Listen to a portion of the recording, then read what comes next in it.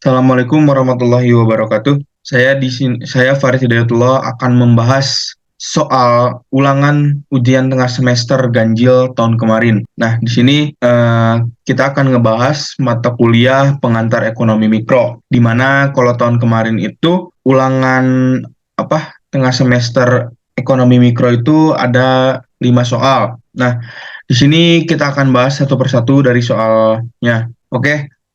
Langsung aja kita mulai dari soal nomor satu. Di sini dikasih tahu jika diketahui fungsi permintaan QD sama dengan 100 dikurangi 1/5P dan fungsi penawaran QS sama dengan min 30 ditambah 2/10P. A. Tentukan besarnya P dan Q pada saat keseimbangan. Oke, di sini sudah aku buatkan ya. Di sini ada rumusnya, teman-teman. Nah, rumusnya itu QD sama dengan QS. Nah, di mana QD itu di sini tercantumkan QD sama dengan 100 dikurangi 1/5P, di mana QD itu adalah quantity demand atau permintaan. Sedangkan QS di sini sama dengan min 30 ditambah 2/10P. Nah, QS itu quantity supply atau penawaran. Nah, selanjutnya kita menggunakan rumus yaitu QD sama dengan QS, di mana QD kita masukkan di sebelah sini, dan juga di sebelah kiri, QS kita masukkan di sebelah kanan. Nah, untuk QD di sini, 100 dikurangi 0,2P sama dengan min 30 ditambah 0,2P. Kenapa jadi 100 dikurangi 0,2P? Karena di sini saya permudah lagi. Karena di sini sistemnya adalah pecahan, dan pecahan itu sulit untuk dihitung lah maksudnya kan. Saya rubah menjadi bentuk desimal agar apa? Agar lebih mudah lagi untuk menghitungnya. Nah, 1/5 itu desimalnya adalah 0,2. Dan 2/10 juga 0,2. Jadi di sini langsung saja kita masukin lagi 100 dikurangi 0,2P sama dengan min 30 ditambah 0,2P. Nah, 30 ini dipindah ruaskan. Kita pindah ruaskan angka yang sama dan juga ada misalnya angka yang dengan variabel. Nah, seperti ini. 100 min 30 jika dipindah ruaskan menjadi plus 30. Nah, di sini min 0,2P jika dipindah ruaskan menjadi ditambah plus 0,2P. Lanjut kita hitung 100 ditambah 30 sama dengan 130, sedangkan 0,2P ditambah 0,2P sama dengan 0,4P. Nah, di sini 130 dibagi 0,4P dan hasilnya adalah 325. Oke. Untuk P-nya di sini kan sudah kita ketahui nih. Nah, selanjutnya kita bakal mencari Q. Nah, Q itu bisa ditentukan oleh QD ataupun QS. Cuman saya di sini pakai QS, pakai QD. QD sama dengan 100 dikurangi 0,2P. Q sama dengan 100 dikurangi 0,2. Nah, P-nya itu kan sudah diketahui 325. Nah, nilai P huruf P itu diganti dengan 325. Nah, jadi sekarang 100 dikurangi 65. 65 itu dari mana? 0,2 dikali 325 hasilnya 65. Q sama dengan 100 dikurangi 65 sama dengan 35.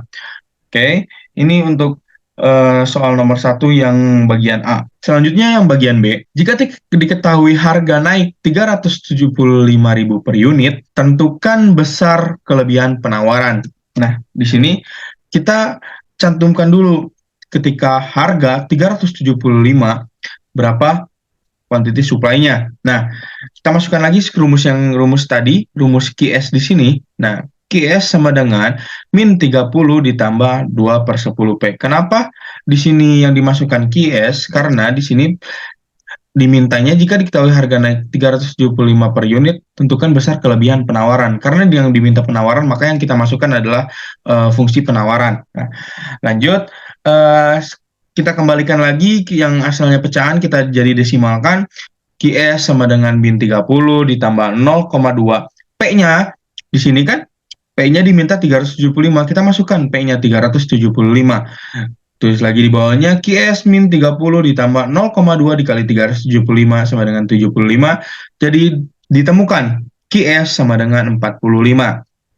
Nah, selanjutnya untuk bagian C diminta untuk gambarkan grafiknya. Nah, grafik ini grafik yang keseimbangan pertama, di mana harga itu 325 dan juga permintaan adalah 35. Nah, kita bikin garisnya seperti ini ya, di mana harga itu atau price itu di ke sebelah kiri atas. Jadi intinya dari garis bawah sini ke atas itu price dan dari garis bawah sini ke kanan itu quantity atau permintaannya. Nah, kita tulis aja 325 misal di sini dan juga 0 di sini, terus 35 di sini. Nah, kita gunakan garis patah-patah seperti ini lalu kita potong di sini di mana garis dari kiri ke bawah yaitu adalah permintaan demand dan dari garis kanan dari kanan atas ke kiri bawah yaitu supply. Seperti ini kurang lebih grafiknya. Oke, selanjutnya yaitu D. Jika pemerintah menggunakan pajak sebesar T itu tax sama dengan 20, maka carilah keseimbangan pasar yang baru. Berapa pajak yang ditanggung konsumen, penjual, dan berapa pajak yang diterima oleh pemerintah. Oke, sini kita masukkan T atau pajaknya itu berapa tadi? 20 per unit. Maka fungsi supply akan berubah. Karena apa? Karena pajak akan mempengaruhi penawaran. Di sini QS fungsi yang tadi sama dengan min 30 ditambah 2 per 10 kalau misalnya tadi pecahan. Cuman kan sini sudah saya desimalkan menjadi 0,2P. Nah, QS aksen. Kenapa di sini QS aksen ada garis mencurung di atas? Karena ini adalah keseimbangan baru. Keseimbangan baru, fungsi baru. Yang tadi itu yang fungsi pertama dan ini fungsi baru. Kenapa ada aksennya seperti ini? Biar kita lebih mudah lah untuk memahaminya. Nah, di sini QS aksen sama dengan min 30 ditambah 0,2 buka kurung P dikurangi 20. Kenapa seperti ini? Memang rumus dari dosennya seperti ini. Nah, kemudian terus lagi di bawahnya QS aksen sama dengan min 30 ditambah dikali ke dalam kurungnya ini 0,2. 0,2 dikali P sama dengan 0,2P plus 0,2 dikali min 20 sama dengan min 4. Oke, selanjutnya QS aksen sama dengan 30 min 30 min 4 sama dengan min 34 ditambah 0,2P. Nah, di sini kan sudah jadi nah, jika sudah diketemukan fungsi supply yang baru ini, maka keseimbangan baru pun akan berubah. Keseimbangan baru akan berubah. Di sini kita masukkan KID. KID yang pertama yaitu tadi kan 100 min 0,2P sama dengan, nah QS aksen ini berubah, bukan QS lagi tapi QS aksen yang kita masukkan, di mana QS aksen itu yang terbaru ini, min 34 ditambah 0,2P. Yang dimana kembali lagi kita pindah ruaskan, di sini min 34 dipindah ruaskan menjadi positif, jadi 100 ditambah 34 sama dengan 134, dan min 0,2 kita pindah ruaskan menjadi 0,2 ditambah 0,2P.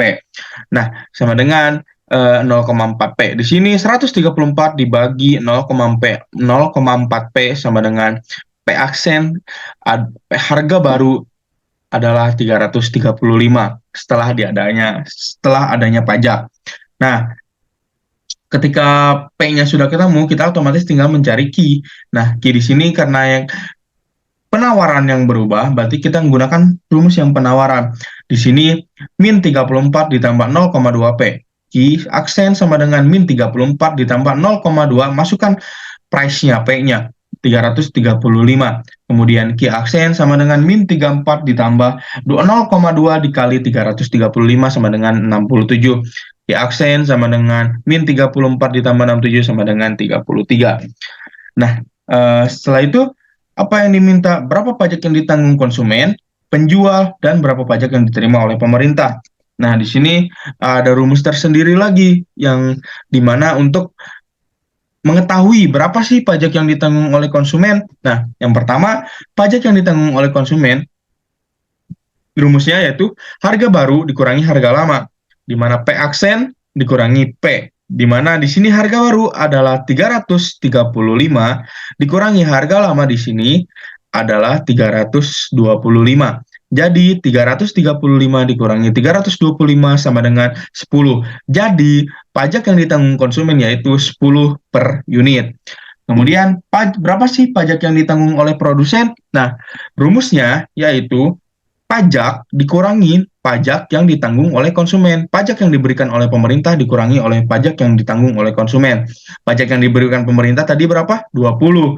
Dan pajak yang ditanggung konsumen adalah 10. Jadi 20 dikurangi 10 sama dengan 10 per unit. Jadi pajak yang ditanggung oleh produsen yaitu sebanyak 10 per unit. Kemudian, berapa pajak yang akan diterima oleh pemerintah? Nah, pajak yang diterima oleh pemerintah yaitu rumusnya pajak yang dikeluarkan oleh pemerintah dikali Ki aksen. Ki aksen di sini sama dengan 33. Karena kenapa kita pakai Ki aksen nggak pakai Ki? Karena ini yang sudah diberikan pajak oleh pemerintah. Nah, sama dengan pajak yang diberikan oleh pemerintah yaitu 20 dan keseimbangan penawaran baru yaitu 33. 20 dikali 33 sama dengan 660. Oke, kita lanjut ke soal yang nomor 2. Di sini soal nomor 2 di sini teori ya, berkaitan dengan teori. Jadi kawan-kawan sebaiknya menghafal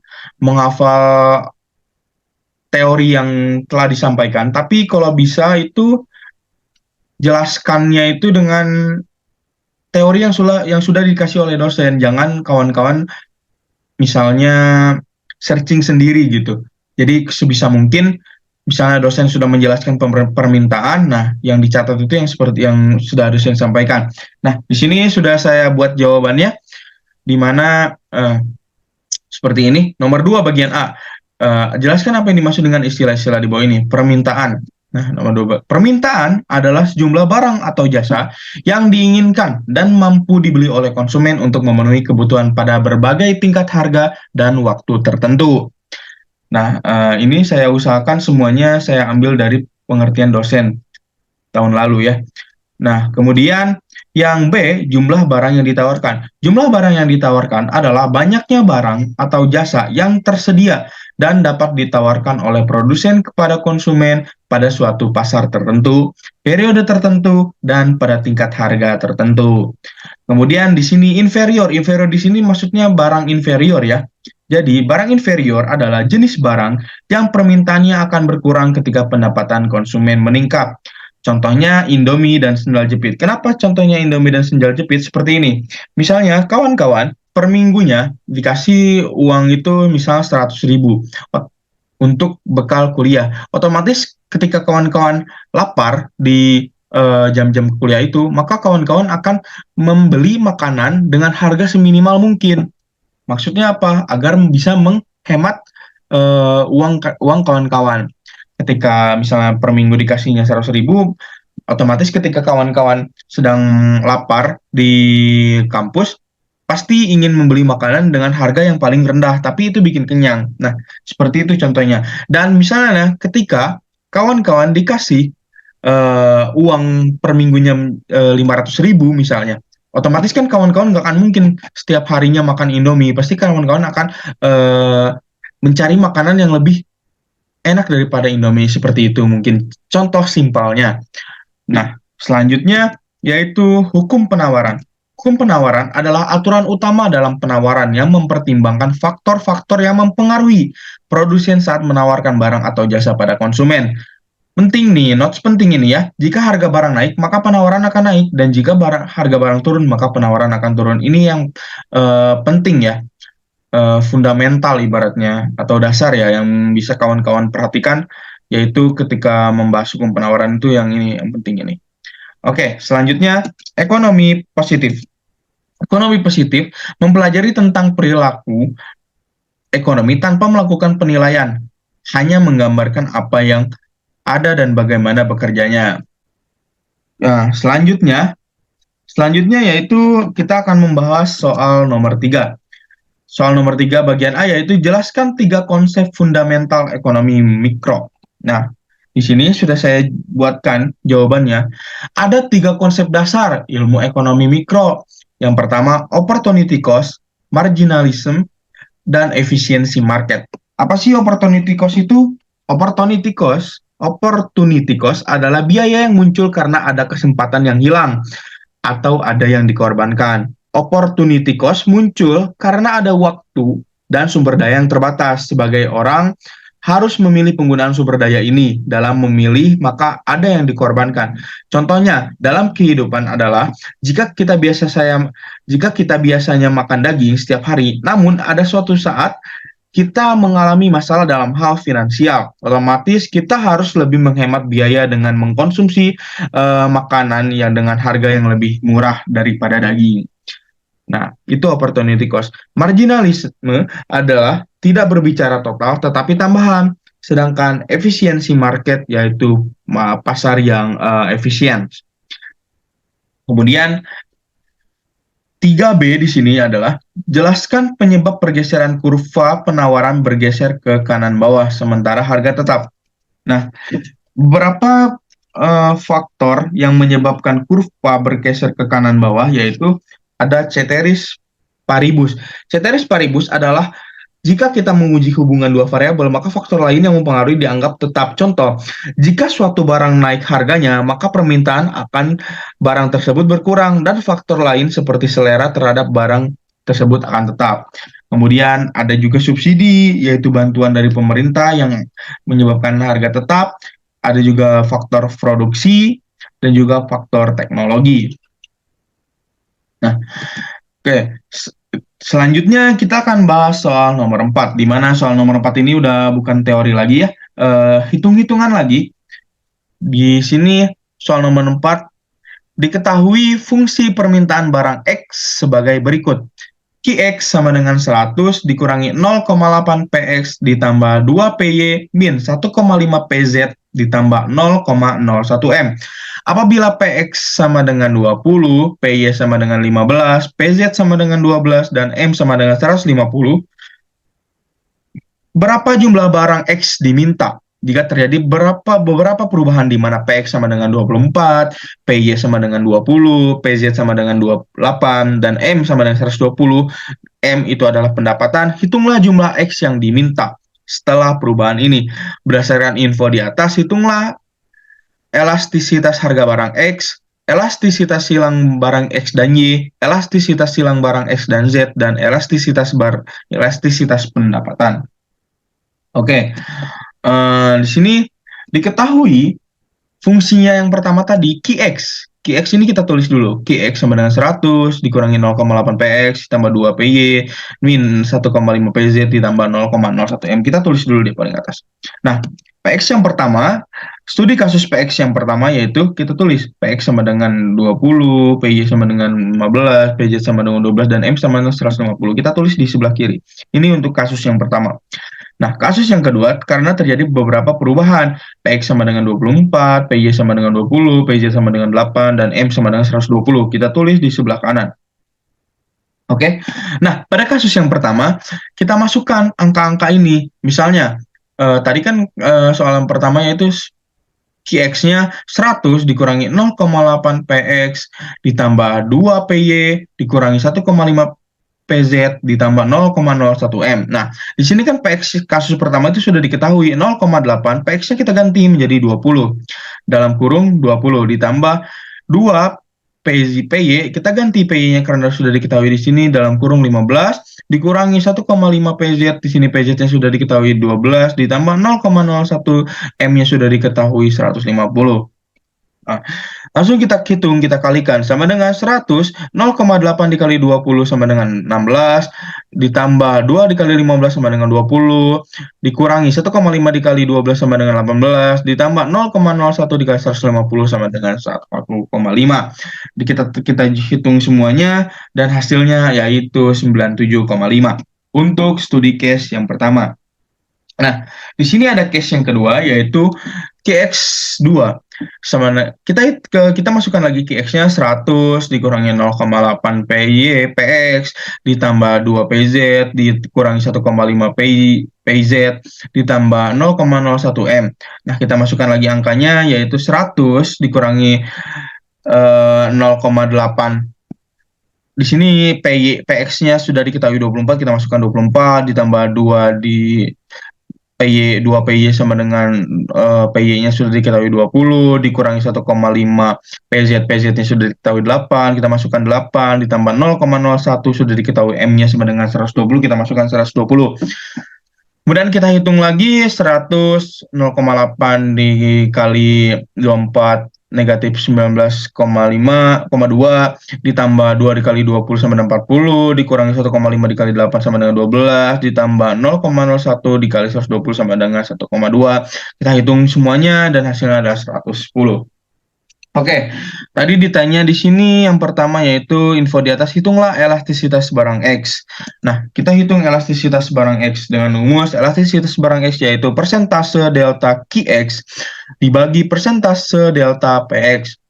Nah, di mana di sini persentase delta QX yaitu rumusnya QX2 dikurangi QX1 dibagi QX1 dikali 100%. Kemudian untuk rumus persentase delta PX yaitu 24 dikurangi 20 dibagi 20 dikali 100, di mana 24 ini adalah PX2 dikurangi PX1 dibagi PX1. Sama dengan kita hitung di sini, kita hitung jumlahkan jadi persentase delta QX yaitu 12,82%, sedangkan persentase delta PX yaitu 20%. 12,82% dibagi 20% sama dengan 0,0641. Perlu diketahui oleh teman-teman, permintaan terhadap barang X bersifat elastisitas. Kita bikin kesimpulan di sini terhadap perubahan harga. Perubahan harga yang terjadi mungkin tidak memiliki dampak signifikan pada permintaan barang X. Dan yang perlu penting diketahui oleh teman-teman, ketika mencari elastisitas harga barang X, elastisitas harga barang X ketika hasilnya lebih dari 1, maka sifatnya elastis. Ketika hasilnya kurang dari 0 atau kurang dari 1, yaitu bersifat inelastis. Oke, kita lanjut. Nah, yang kedua di sini ditanya yaitu elastisitas silang barang X dan Y. Nah, elastisitas barang X dan Y ya. X dan Y, nah di X dan Y, sorry saya terbalik waktu itu mengerjakannya. Nah, di sini elastisitas barang X dan Y memiliki rumus tersendiri yaitu sama dengan persentase delta QX dibagi persentase delta PY. Di mana persentase delta QX di sini sudah diketahui tadi 12,82 dan persentase delta PX yaitu 33,33 sama dengan 0,38. Persentase delta PX yaitu sama dengan 20 min 15 per 15 dikali 100 sama dengan 5 per 15 sama dengan 0,33 dikali 100 sama dengan 33,33. Elastisitas silang P barang X dan Y ketika lebih dari 0 disebut barang komplementer, dan barang komplementer yang permintaan jumlah barang X turun. Seperti itu. Kemudian ada elastisitas barang X dan Y, X dan Z. Elastisitas barang X dan Z yaitu rumusnya adalah persentase delta QX dibagi persentase delta PX sama dengan 12,82 dibagi 33,33 sama dengan negatif 0,38. Persentase delta PZ, persentase delta P2 sama dengan persentase delta sama dengan P1 dikurangi P2 dibagi P2 dikali 100%, 8 dikurangi 12 dibagi 12 sama dengan min 0,33 dikali 100 sama dengan min 33,33%. Nah, jadi barang substitusi, kenapa disebut barang substitusi? Karena nilainya kurang dari 0 dan permintaan barang X akan naik. Oke, kemudian di sini ditanya yaitu elastisitas pendapatan. Nah, elastisitas pendapatan di sini memiliki rumus tersendiri juga yaitu persentase delta Q dibagi persentase delta M.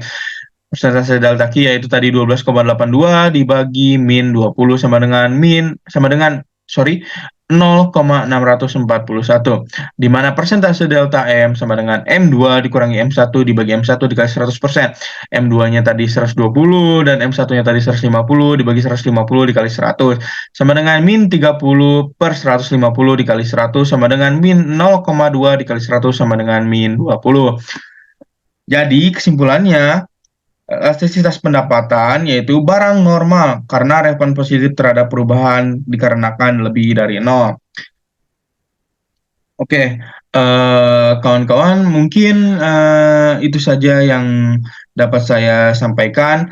Mohon maaf jika masih terdapat banyak kekurangan atas materi yang saya sampaikan. Semoga kawan-kawan berhasil dalam ulangannya nanti dan semoga diberikan kelancaran dengan mendapatkan nilai yang memuaskan bagi kawan-kawan.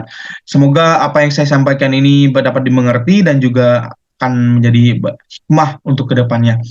Mungkin itu saja yang bisa saya sampaikan. Kurang lebihnya saya mohon maaf. Wabillahi taufiq wal hidayah. Wassalamualaikum warahmatullahi wabarakatuh.